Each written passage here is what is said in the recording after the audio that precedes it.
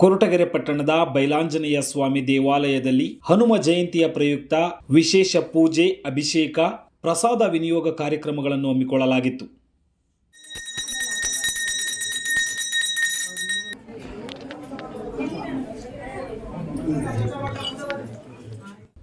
ಇನ್ನು ಇದೇ ಸಂದರ್ಭದಲ್ಲಿ ಶ್ರೀ ವೀರಭದ್ರ ಶಿವಾಚಾರ್ಯ ಸ್ವಾಮೀಜಿಯವರು ಮಾತನಾಡಿ, ಯಾವ ಭಕ್ತರಲ್ಲಿ ಶ್ರದ್ಧಾ ಭಕ್ತಿ ಇರುತ್ತದೆಯೋ, ಯಾವ ಮನುಷ್ಯನಲ್ಲಿ ಗುರು ಹಿರಿಯರಿಗೆ ಗೌರವ ನೀಡುವ ವಿದ್ಯೆ ವಿನಯ ಇರುತ್ತದೆಯೋ ಅಂತಹ ಮನುಷ್ಯನನ್ನು ಭಗವಂತನು ಅನುಗ್ರಹಿಸುತ್ತಾನೆ.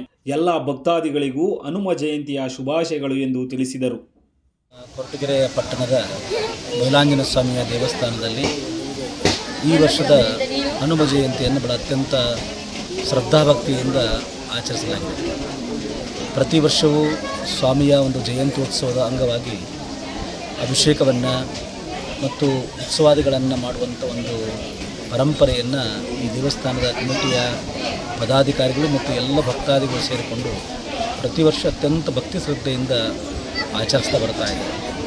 ಸ್ವಾಮಿಯನ್ನು ಪ್ರತಿ ವರ್ಷ ನಾವು ಆಧರಿಸುವುದು, ಪ್ರಾರ್ಥಿಸುವಂಥದ್ದು ಆ ಭಗವಂತನ ಕೃಪೆಯನ್ನು ನಾವೆಲ್ಲರೂ ಪಡೆಯಬೇಕು ಅನ್ನುವಂಥ ಉದ್ದೇಶದಿಂದ ದೇವರ ಜಯಂತ್ಯೋತ್ಸವದ ಮುಖಾಂತರವಾಗಿ ಆ ಜಯಂತಿಯಲ್ಲಿ ಆತನಿಗೆ ಅತ್ಯಂತ ಸಂತೋಷವಾಗುವ ರೀತಿಯಲ್ಲಿ ಅಭಿಷೇಕವನ್ನು ಮಾಡಿ ಆತನಿಗೆ ಸಂತೋಷವಾದಾಗ ನಮ್ಮ ಇಷ್ಟಾರ್ಥಗಳನ್ನು, ನಮ್ಮ ಪ್ರಾರ್ಥನೆಯನ್ನು ಸಲ್ಲಿಸಿ ವರವನ್ನು ಪಡೆಯುವಂಥ ದಿವಸವಾಗಿದೆ. ಹಾಗಾಗಿ ಎಲ್ಲರೂ ಅತ್ಯಂತ ಭಕ್ತಿ ಶ್ರದ್ಧೆಯಿಂದ ಬೈಲಾಂಜನೇಯ ಸ್ವಾಮಿಯ ದೇವಸ್ಥಾನದಲ್ಲಿ ಇವತ್ತು ಆಗಮಿಸಿ ಬೆಳಗಿಂದಲೂ ಅಭಿಷೇಕಾದಿಗಳನ್ನು ಮಾಡಿ ಈಗಾಗಲೇ ಅಲಂಕಾರ ಮಾಡಿಕೊಂಡು ಮಹಾಮಂಗಳಾರತಿಯನ್ನು ನೆರವೇರಿಸಿದ್ದೇವೆ. ಎಲ್ಲ ಭಕ್ತಾದಿಗಳಿಗೆ ಆಗಮಿಸಿರುವಂಥ ಎಲ್ಲ ಸದ್ಭಕ್ತರಿಗೆ ಬೈಲಾಂಜನೇಯ ಸ್ವಾಮಿ ಆಯುಷ್ಯ ಆರೋಗ್ಯವನ್ನು ಕೊಟ್ಟು ಕಾಪಾಡಲಿ ಅಂತ ಹೇಳಿ ಆ ಭಗವಂತನಿಗೆ ಇನ್ನು ಬೆಂಗಳೂರು ಮೂಲದ ಭಕ್ತಾದಿಗಳಿಂದ ಪ್ರತಿ ವರ್ಷದಂತೆ ಈ ವರ್ಷವೂ ಸಹ ದೇವಸ್ಥಾನ ಹಾಗೂ ದೇವರಿಗೆ ವಿಶೇಷ ಹೂವಿನ ಅಲಂಕಾರ, ಪ್ರಸಾದ ವಿನಿಯೋಗ ಕಾರ್ಯಕ್ರಮವನ್ನು ಹಮ್ಮಿಕೊಳ್ಳಲಾಗಿತ್ತು.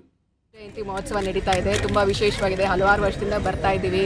ದಯವಿಟ್ಟು ಹೆಚ್ಚಿನ ಜನ ಬಂದು ಸಹಕರಿಸಿ ಪೂಜೆ ಸ್ವೀಕರಿಸಿ ಪ್ರಸಾದ ನೈವೇದ್ಯ ಸ್ವೀಕರಿಸಿ. ಎಷ್ಟು ವರ್ಷದಿಂದ ಬರ್ತಾ ಇದ್ದಾರೆ ಇಲ್ಲಿಗೆ? ತಾವೆಲ್ಲಿ ಅವರು? ಮನೆ ದೇವರು. ಎಲ್ಲಿ ವಾಸ ನೀವಿರೋದು? ಈಗ ನಾವು ಬೆಂಗಳೂರಿನಲ್ಲಿರೋದು. ಪ್ರತಿ ವರ್ಷ ಹನುಮಾನ್ ಜಯಂತಿಗೆ ಬರ್ತೀವಿ, ಸೇವೆ ಮಾಡ್ತೀವಿ. ಮಾತಾಡಿ ಸೇವೆ ಮಾಡ್ತೀವಿ. ಇಲ್ಲಿ ಮಜ್ಜಿಗೆ, ಪಾನಕ, ಹೆಸರು ಬೇಳೆ ಎಲ್ಲ ಅನಿಸ್ತೀವಿ. 12-20 ವರ್ಷದಿಂದ ಮಾಡ್ತೀವಿ. ಇಲ್ಲಿ ಬಂದು ಎಲ್ಲರೂ ಸೇವೆ ಮಾಡಿಬಿಟ್ಟು